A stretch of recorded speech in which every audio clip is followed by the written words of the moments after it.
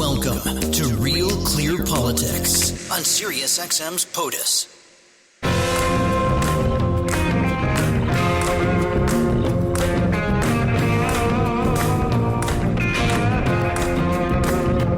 Welcome to Real Clear Politics on SiriusXM for Monday, November 25th. I'm Andrew Walworth, and I'm joined by Washington Bureau Chief Carl Cannon and sitting in for Tom Bevan, RCP White House correspondent Phil Wegmann.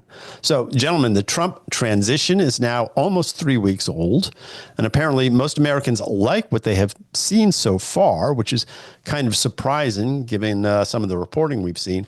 But a CBS YouGov poll that was released this morning says that 59% of Americans approve of Trump's handling of the transition, and 55% are either happy or satisfied with Trump winning. So, Carl, these are pretty good numbers for Trump. I'm not sure how they compare with other transitions, but what do you make of the poll? Well, it's as though Donald Trump is getting a honeymoon. We thought political honeymoons were over. That was something out of the 20th century.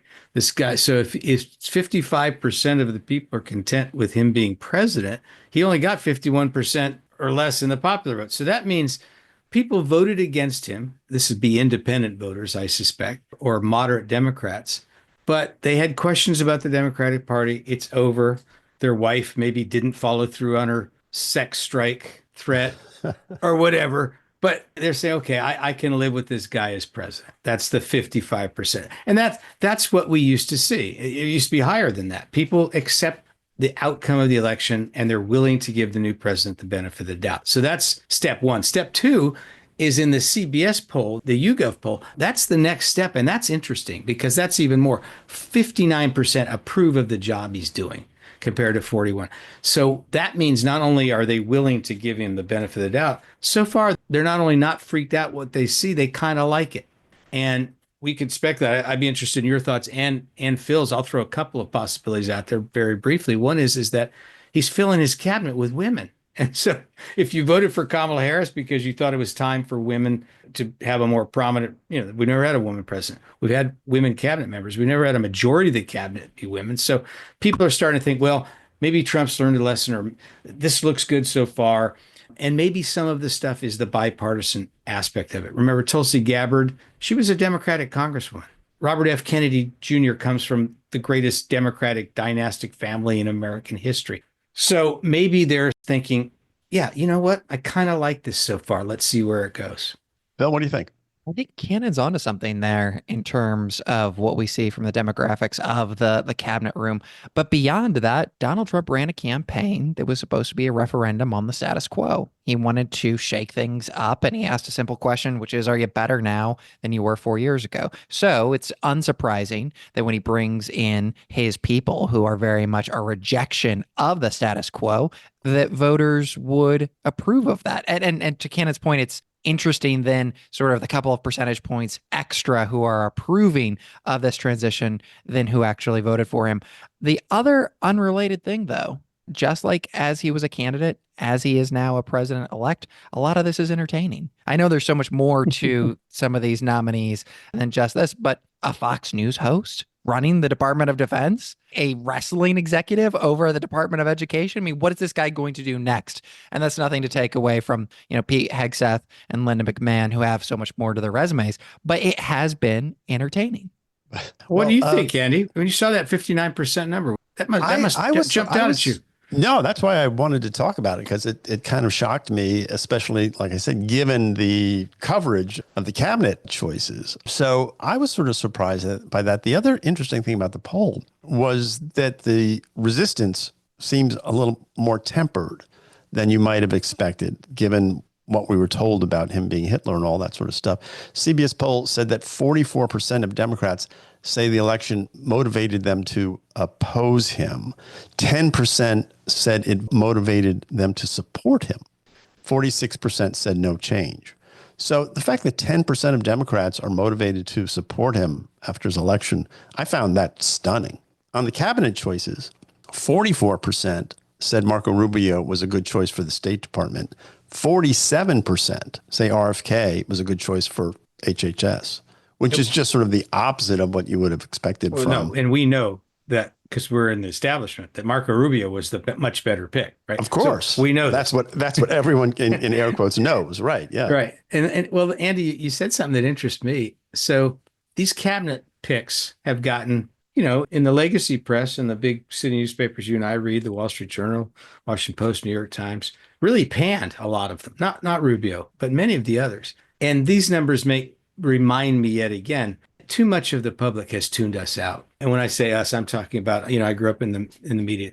It's a majority now. It's a critical mass of people who think that we've taken sides. And so those stories about Pete Hegseth or Robert F. Kennedy Jr. don't have the impact that they would have had once upon a time. Phil, do you see it that way?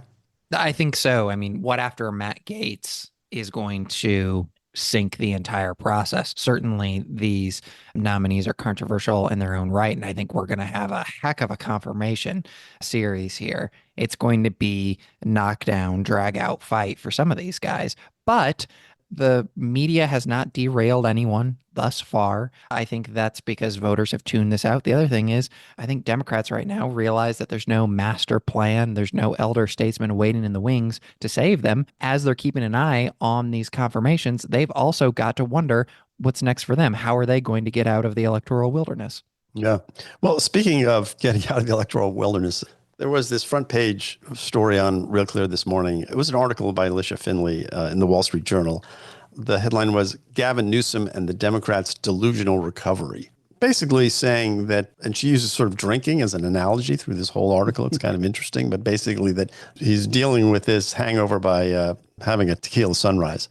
That's what she said about Gavin. Yeah, it was a great lead. The first step to any recovery is admitting you have a problem. And then she goes on, some Democrats are starting to do that, but they still won't admit that their policies are the cause. Take California Governor Gavin Newsom, whose cure for a hangover is a tequila sunrise. That's pretty good writing. Gavin Newsom's, what he's saying is that he says the Democrats got beat on the 5 I's: inflation, immigration, interest rates, incumbency in Israel, Golan, in Gaza. And voters were pissed off about those things, he says. And that Democrats didn't realize it because they're in a bubble. So far, so good. Look, Newsom is trying to get his party to face up to what happened. I'll give him that. But what you're starting to hear from too many of them is the old, chestnut. We didn't communicate our policies well enough. Right. And what it seems is that the public knows very well what their policies were and didn't like them.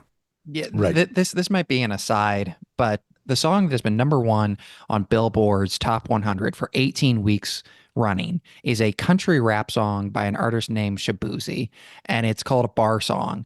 And it's all about malaise, where he sings, my baby wants a Birkin, but I've been working 9 to 5 too long. The gas and groceries is too expensive, right? I butchered those lyrics. But the sentiment here is when you have a song that is that mainstream, it's become an anthem, and people are complaining about the price of gas and groceries and being unable to get ahead, it's not because the current White House has actually been unable to explain that the economy is good. It's that, a couple percentage point higher gross domestic product isn't making a change in people's life. It's not a communications problem, at least in the minds of voters, and that's why Democrats lost. Yeah. Well, Carl, the other thing she points out in this article is that, he had this special legislative session. You're talking about Governor Newsom now. Governor Newsom, to Trump-proof the economy. And then 2 days later, he recommends through one of his boards, I guess, raising state gas prices by 47 cents a gallon. I mean, the rent's too damn high, right? And that's cognitive dissonance. It already has the highest gasoline prices in the country. And look, that is, let's just stop for a moment on gas taxes. That's the most regressive tax in America. Right. It hits the working poor more than anyone else. It hits the working class more than anyone else because a guy, maybe even more than that, because they can't afford a Tesla. They've got, the old Ford pickup truck that gets 16 miles a gallon on a good day, 8 miles a gallon if it's loaded with firewood, taking to these rich houses with their fireplaces overlooking the Pacific Ocean where they can burn fossil fuel, burn wood, polluting the air and complain about global warming. And here you're gonna raise that tax more. The people wanting to raise gasoline taxes, by the way, and Gavin Newsom has led the way, California, in suing gasoline companies, suing them for global warming, for stuff they did 40 years ago. They were supposed to, they've used the tobacco company model. They're supposed to say, oh, we shouldn't have, if they hadn't stopped producing gasoline for this reason, they'd have been sued at the time because the whole economy depended on it. But they sometimes are honest about it.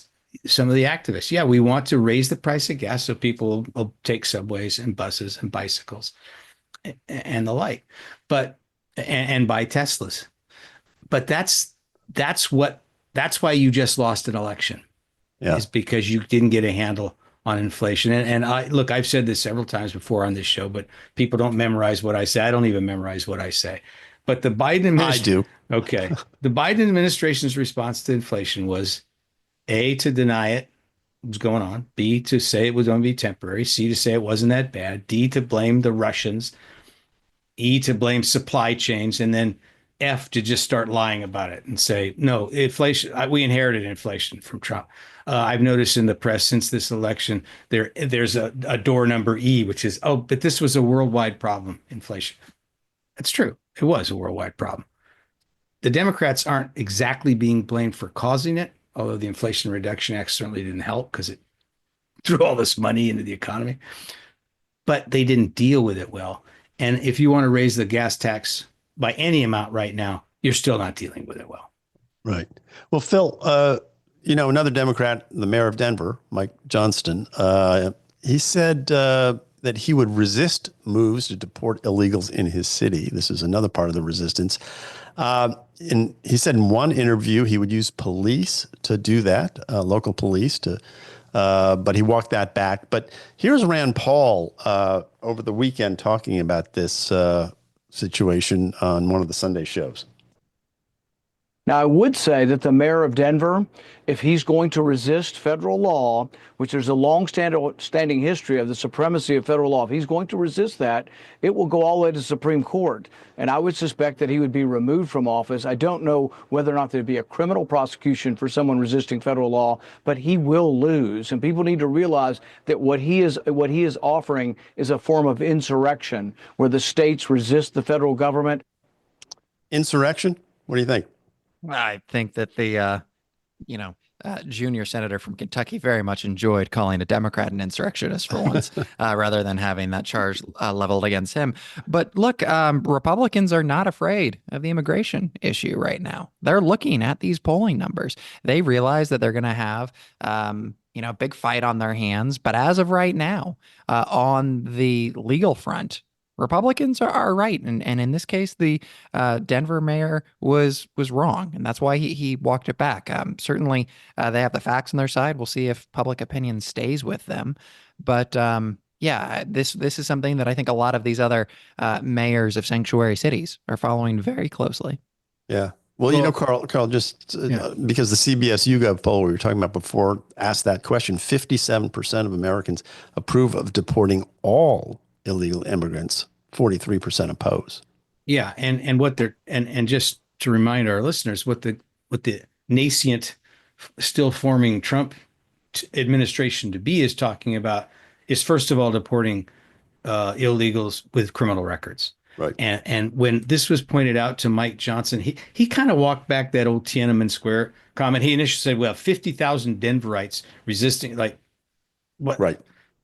Or will they be armed or unarmed? Because then you start talking about, is that a civil war or civil disobedience? Okay. He used Tiananmen Square, so let's say it's civil disobedience. Then he even walked that back because he said he'd be willing to go to jail, but he wasn't wanting to go to jail. But what a mayor of this country who was willing to go to jail to prevent the federal government from deporting people who came into this country who had murder rap sheets, that strikes me as a 10% position.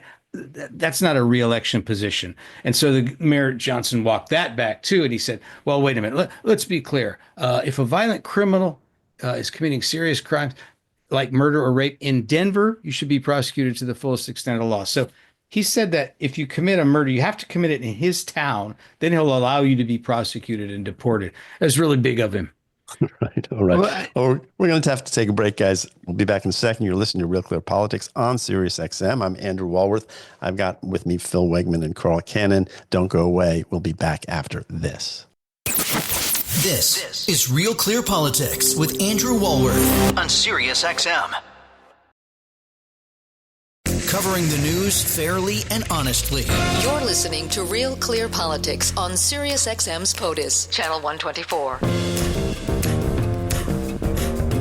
Welcome back to Real Clear Politics on SiriusXM. I'm Andrew Walworth. I've got with me Phil Wegmann and Carl Cannon. And Carl, interesting piece on the front page of RCP. Another one, Jonathan Turley is criticizing the Congress's January 6th investigation.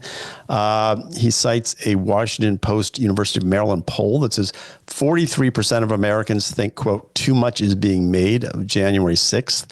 And the time is to move on. Trump did offer to deploy the National Guard in anticipation of the protest. That's another thing he points out in his article. But there are some questions as to whether Trump's going to follow through on his campaign promise to pardon the January 6th defendants. What do you hear? What do you make of it?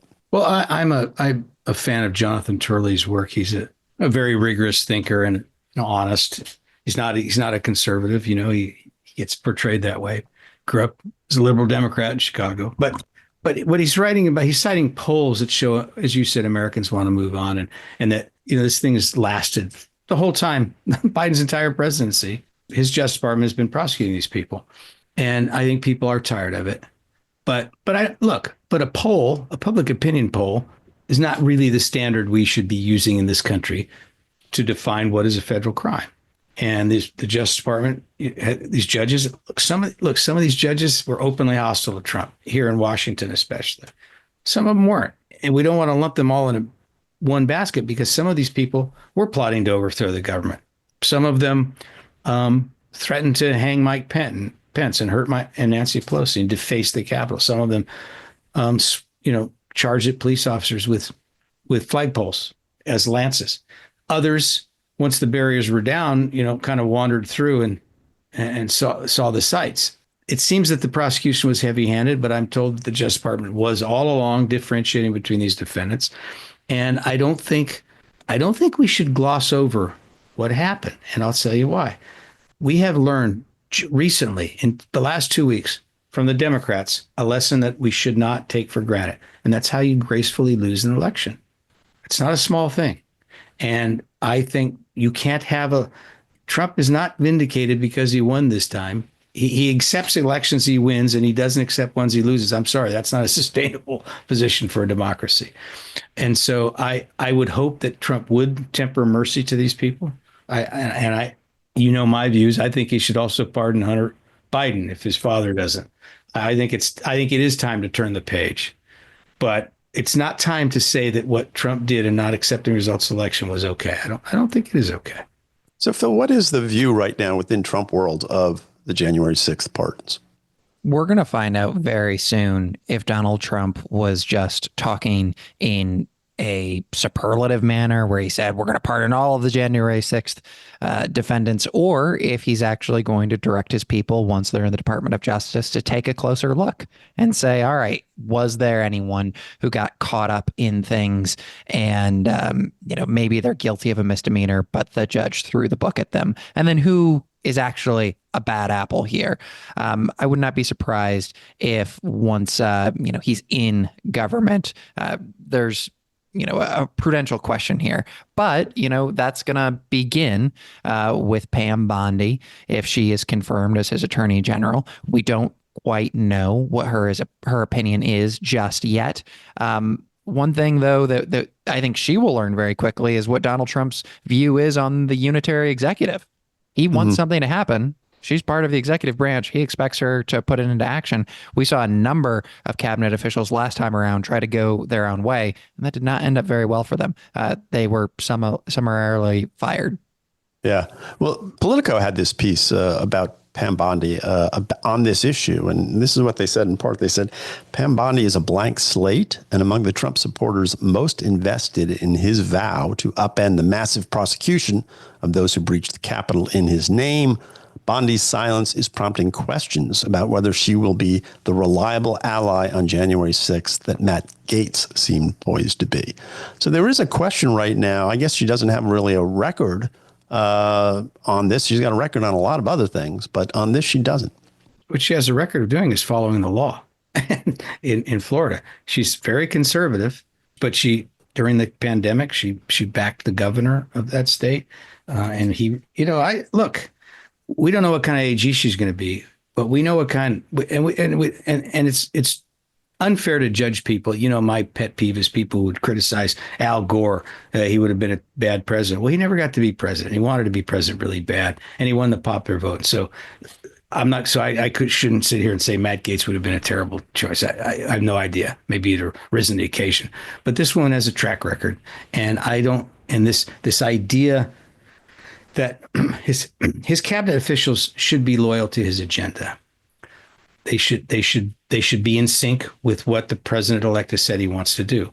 But when you can lapse over too closely into personal loyalty, and then you start thinking of people, names that you and I would know, Andy and Phil would know, like H.R. Haldeman and John Ehrlichman, who gave loyalty a bad name because they took it too far. Fair enough, but this issue is not really just a question of loyalty, and it's not even so much, I guess, a question of law per se, as it is a question of policy, right? I mean, this is something that the AG and the White House can do. They can pardon people. The president can certainly pardon people. It's well within his rights. So I think the question is, Phil, how much juice does she expend on this? And I guess it doesn't matter, because if the president wants to do it, he just does it, right? And we'll get an answer in confirmation hearings, because there's no way in hell Democrats are going to let her leave that hearing room without giving an answer. Maybe she says, hey, this is the president's prerogative to hand out pardons. I'm going to follow the law. It's a moot issue, and tries to move on from there. Or perhaps she gives a full-throated defense of his plan to pardon all of them. We will see. This question, I think, is going to have a relatively short shelf life. Yeah. Real quick, Andy, one quick footnote on that. This pardon of the presidents is absolute. The pardon, right? And nowhere is the Justice Department figure in the constitutional right. That's a good point. You're right. In recent years, there have been processes set up so the pardons typically go through the Justice Department. That's not required by the Constitution, and President Trump be well within his rights to ignore it and just issue these pardons from his own desk. Yeah. Well, hey guys, I want to talk about something else, which is this interesting piece in the New York Times. It ran November 11th. The headline was "The Unspoken Grief of Never Becoming a Grandparent." And it said in part, quote, "A growing number of Americans are choosing not to have children. Their parents are grappling with what that means for them." So it was this kind of interesting take on declining birth rates, which is not a new phenomenon. And it's a global trend. We all know that people are just having fewer babies in just about every country. But Carl, what really caught my eye was this weekend, the letters section in the New York Times, where these readers responded. And one wrote this. She wrote, "I am a 68-year-old woman whose 2 children plan not to have children. I approve and I am relieved. Thanks to my children's decision to remain child-free, I do not have to fear what another generation of my progeny would have to endure on this deteriorating planet. I doubt that I'm alone among elders. Rather than helping to raise grandchildren, I am spending my time volunteering in efforts to keep the planet habitable for future generations, other elders, future generations." Really interesting take on this. And all the letters were sort of like this. And I just, Carl, it's Thanksgiving. You're a grandfather. I'm just wondering what you make of it. All right. Well, let's just start with this. It's nonsensical bullshit. Because if nobody has grandchildren, then the planet, unless she wants a green planet with no human beings on it. Great. God bless her. But there will be some human beings on it because I have grandchildren. And being a grandparent it's the one thing in life. It's exactly as good as advertised. You will find out in a few years, Andy. Phil, God willing, will also find out. He has to have children first. But this idea that as a political act, because of global warming, you're not going to have children. Maybe those people shouldn't have children if they're that close-minded and they're scared of the future. We don't need people who are afraid of the future. We need people who embrace the future. And just this weekend, and there's no way to sum up the joys of being a grandparent, but I'll tell you one thing. This just happened this weekend. My youngest grandchild, 3-year-old Lucas Maranzini Cannon, was asked by his father and his father's friend, Lucas, what do you want to be when you grow up? And he said, I want to be a motorcycle guy who fights people. Wait, Cannon, you have to tell our audience what your grandkids call you. They don't call you grandpa, do they? They call me grand dude. And Phil's a motorcycle rider, so I thought he'd particularly appreciate that. But as long as we're raising little people, look at our popular culture and think it's this, because all 3-year-old boys like to jump on you and wrestle. And he's thinking, oh, being an adult will be great. I can actually fight. He saw that in the movie somewhere. Look, it's a great joy. It's a blessing from God. And these people, if your children don't want to have children, you support them. Great. If you'd rather travel, good on you. But to say that you shouldn't have children because the planet is dying is ludicrous. This is a great country and it's a great world and it's a great future. Spoken as a grandfather. Right. Phil, you're a little ways away from being a grandparent, but it's your generation that they're talking about here. And it boils down to people have children and they start families when they're hopeful. They don't when they are afraid of the future. I think that's what that letter to the editor got at. Although generally that seems to be kind of a dark disposition to say that you're not going to perpetuate the species because you're afraid of global warming. But I will say, these questions of demographics, this is no longer something that is only focused on in think tanks and ivory towers. This is going to become a salient political issue. We saw Vice President-elect J.D. Vance talk about how the greatest threat to the country was population decline, not global warming. And Democrats, they were sort of aghast when this question was put to the Harris campaign. Right now, Republicans, they're pro-natalist, and Democrats don't quite have a policy put together. Yeah, and do you remember this? This is the same people, not the same types of people, the same people in many cases who said we'd have mass starvation when the world had 3 billion people in it and the civilization would end. Well, now it's 6 or 7 billion. We have more food than we've ever had. And so now they've turned to global warming. They want fewer people, but to me, saying the earth can't sustain it is not the reason to, we're talked about these floods we're going to have in Miami and, everything's be underwater. Well, the Dutch started building dikes with shovels in the Middle Ages. Human beings have a lot of ingenuity. I think we can figure out how to keep the water at bay and still have grandchildren on our knee. Okay, well, I thought we'd get a good discussion out of that topic, so I appreciate both of your insights. You're listening to Real Clear Politics on Sirius XM. I'm Andrew Walworth. I'm here with Phil Wegmann and Carl Cannon. We're going to take a break, and we'll be right back after this. This is Real Clear Politics on Sirius XM. Informing you on the important issues of the day. Welcome back to Real Clear Politics on POTUS, Sirius XM Channel 124. Welcome back to Real Clear Politics on Sirius XM. I'm Andrew Walworth. I've got with me Phil Wegmann and Carl Cannon. And Phil, you have a piece coming out tomorrow in Real Clear Politics. It's about how the Republicans had a pretty good turnout game this time around. We were told that the Democrats were sort of the masters of this. What happened?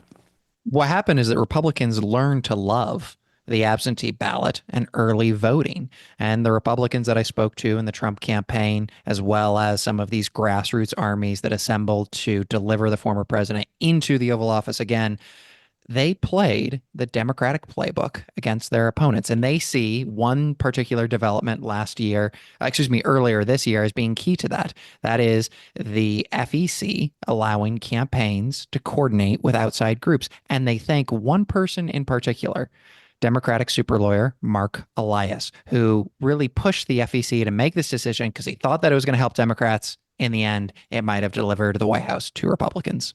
That is fascinating. So Mark Elias, we've talked about him before. He was active in Pennsylvania just a week ago, I guess, in that recount up there. And the Republicans did sort of farm this out, didn't they? That was one of the things that was a strategy that got commented on a lot as being sort of a risk. Well, it was And supposed to go to Charlie Kirk, and he had no experience. Phil, how'd he do?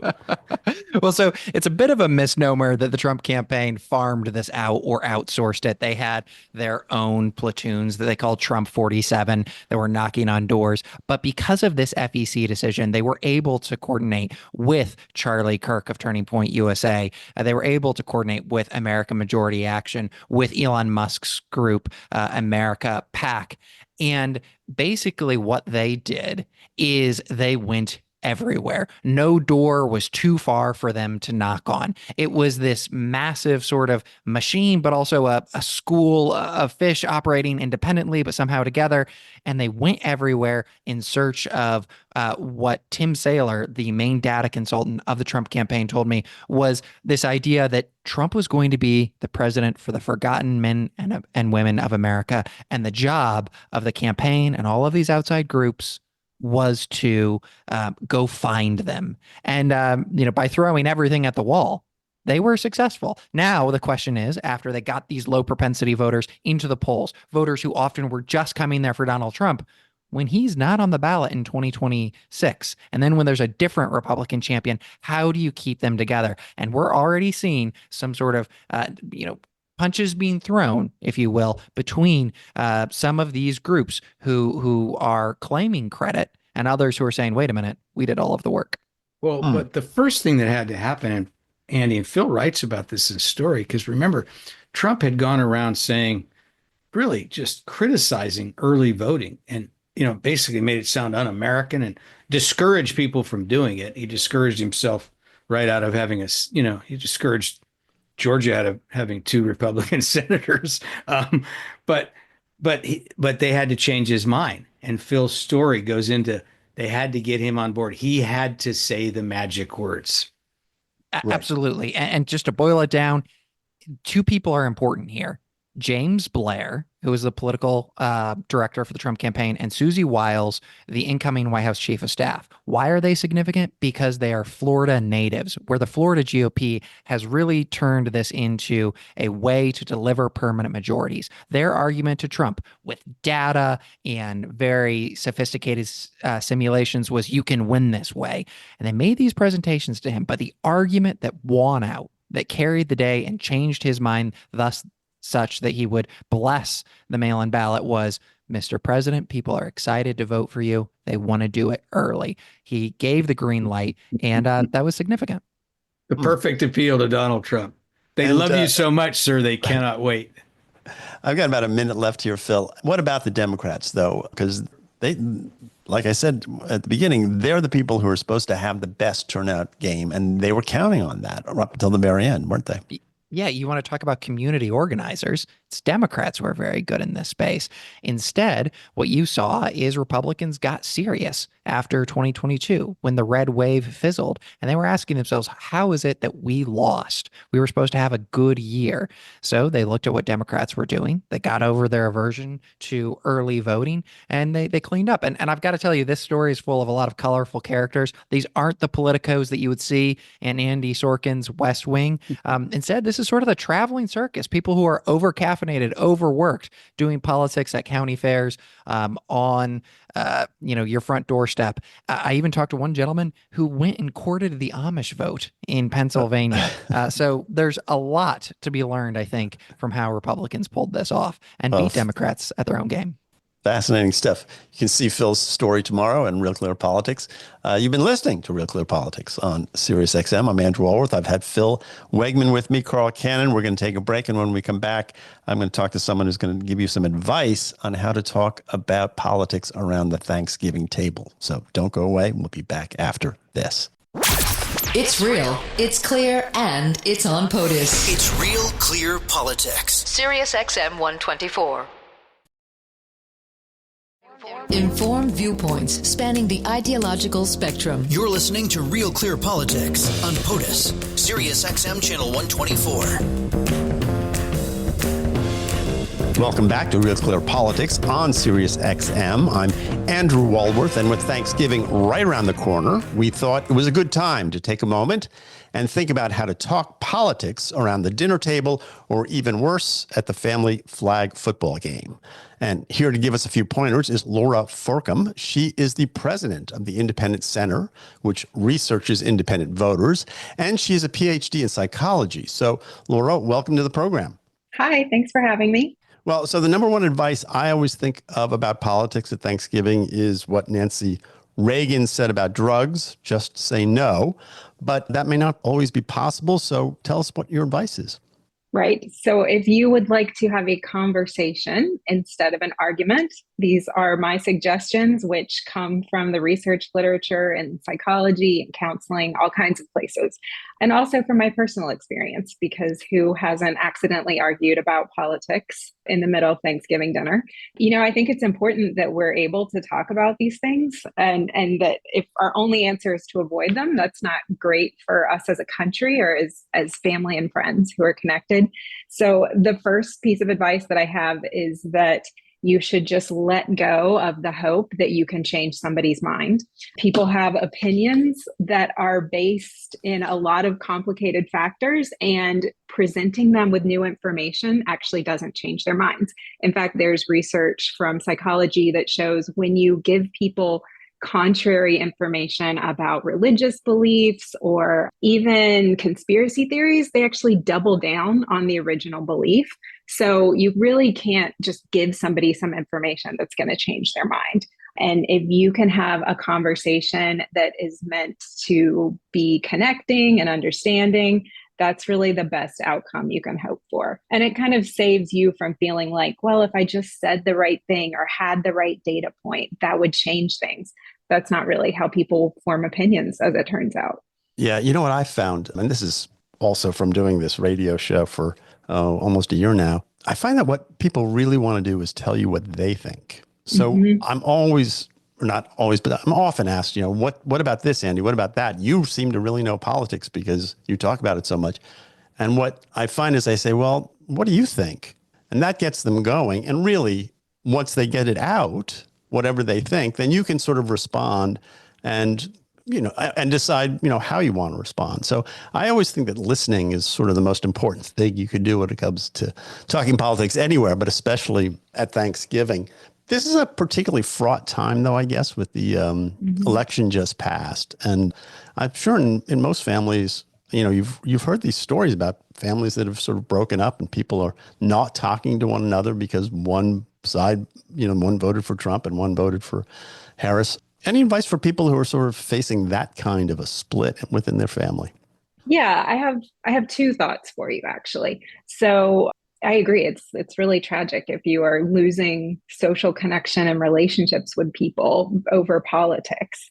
So one of the things that I would say is I think it's an Eleanor Roosevelt quote that was, small minds talk about people and great minds talk about ideas. And a lot of our political conversation has actually just become conversation about people. It's sort of like gossip. It's like who said what and who did what. And that social information, actually, that provokes outrage, right? When we're thinking about what other people did, that's just so angering to us. That has become political conversation. So if you can take conversations and redirect them to be more about ideas, which in my mind is about policy, right? Then we can have a conversation where we're actually exchanging ideas and hearing one another and understanding where each other is coming from. So I think a conversation you could have is, what is the thing in your life right now that would most benefit from a policy change? What, you know, what concerns you? What do you need on a daily basis? And what could policy actually do about that? What would you like to see put into place? And what kind of trade-offs would that involve? And hear what other people say are their sort of values and preferences. Because that's really what public policy is how we sort out and match the needs that we have as a community of people who live together. And that's a lot more productive conversation than just saying, like, did you see what they did? Or like, how can you vote for them? This is what they do, right? Like, that's where like these really strong emotions come from. And we could have a better conversation. And that's really like my mission, is how do we get people to actually engage around public policy conversations? You're listening to Real Clear Politics on Sirius XM. I'm Andrew Walworth. I'm talking to Lura Forcum. She is the president of the Independent Center, which researches and reaches out to independent voters. Let's talk about those independent voters. They are, as we all know, a growing part of the electorate. But, you know, in this last election, the independent candidates and third parties didn't play a major role. I mean, there was some talk early on that Robert F. Kennedy Jr. was going to run as an independent. He decided not to. Are we destined to just have a duopoly in this country where it's the Democrats versus the Republicans from now until forever?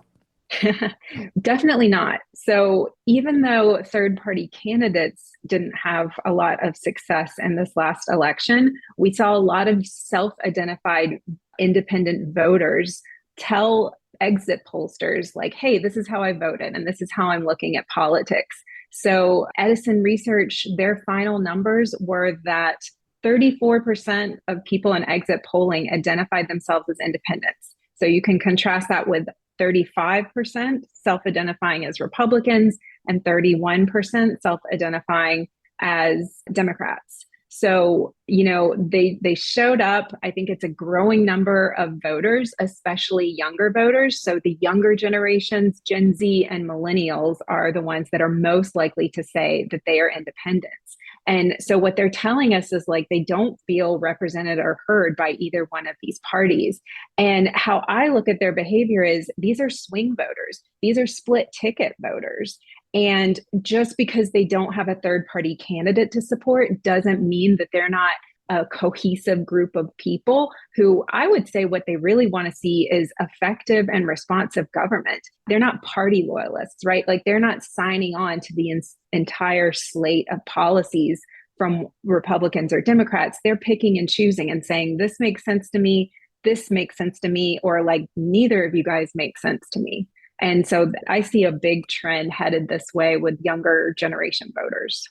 You know, I always wondered about that, you know, because independent, it's a description. It's not a philosophy. I mean, Right. You can be, you know, it doesn't really tell you anything about what they think about, unless, I guess, if you're saying that there is some sort of radical middle out there, is a phrase that people used to use. I don't know if it's still being used, but this sort of idea that you'd be fiscally conservative and more socially liberal, that sort of worked when we knew what the party stood for. Now the parties sort of stand for different things than they did just 2 or 3 cycles ago. But that's the kind of voter that No Labels, the organization, sought to run. That was like a Joe Manchin or a Mitt Romney or Rob Portman of Ohio, the late Joe Lieberman from Connecticut. But again, you know, No Labels, you know, flamed out this time around, wasn't able to run a candidate. So is that radical center, can it be organized? I guess that's the question I have. Yeah, I think that they can be organized. I think, you know, this is a really tricky endeavor. And I think the system is really set up to be combative or to sort of marginalize these third party voters, right? So I just wrote an op-ed about this for Real Clear, where I was talking about the fact that there are a lot of policies in place that purposefully make it hard for voters who are not one of the two parties to express their preferences. So they're kind of like the parties are excluding themselves from competition, right? Like they don't have to be responsive to voters. They both kind of jointly decided they will be unresponsive, and they're gridlocked and deadlocked. And so I think to whatever extent we can get non-party loyalists back into the political system, we are going to force the existing parties, to be responsive and to start taking action, to start governing, to start proposing policies that actually address the problems that we face. But I think there are so many groups working on this because there's such a need for it among voters, and there's a real opportunity here. Yeah. Well, the piece you're referring to ran this weekend. I commend it to people. It's the headline is "If Politics Were Business, Regulators Would Bust It." It's a fascinating piece, well worth looking at. I got about a minute left here. So if you had one thing that you were going to tell people as they head into Thanksgiving again, what's your one word of advice? This is my one word of advice. Ideas spread through social connection. They do not spread through information and arguments. So if you want to influence the people around you for better, stay connected to them It's not worth disconnecting over politics. You do have common ground and you can find it, I promise. So, focus on hearing these people, focus on the things that you agree on. Don't worry about changing anybody's mind, and have a wonderful Thanksgiving. That sounds like a good advice. You've been listening to Real Clear Politics on Sirius XM. I'm Andrew Walworth. I've been talking to Lura Forcum. She is the president of the Independent Center and a PhD in psychology, so she knows what she's talking about. On behalf of Carl, Phil, Tom, everyone here at RCP, thank you for listening. We'll see you back here tomorrow. Have a great evening. The Politics of the United States. This is POTUS on Sirius XM Channel 124.